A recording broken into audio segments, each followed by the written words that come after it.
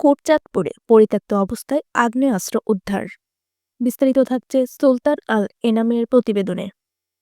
ঝিনাইদহের কোটচাঁদপুর উপজেলার সলেমানপুর এলাকা থেকে পরিত্যক্ত অবস্থায় দুটি আগ্নেয়াস্ত্র উদ্ধার করেছে র্যাব ৬। বুধবার ভোর রাতে কোটচাঁদপুর চৌগাছা সড়কের সলেমানপুর এলাকার একটি বাগান থেকে অস্ত্র উদ্ধার করা হয়।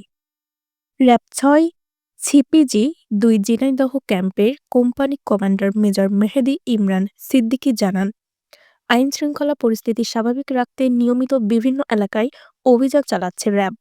এরই ধারাবাহিকতায় গোপন সংবাদের ভিত্তিতে অভিযান চালিয়ে পরিত্যক্ত অবস্থায় ২২ ক্যালিবারের একটি একনলা বন্দুক ও একটি এয়ারগান উদ্ধার করা হয়।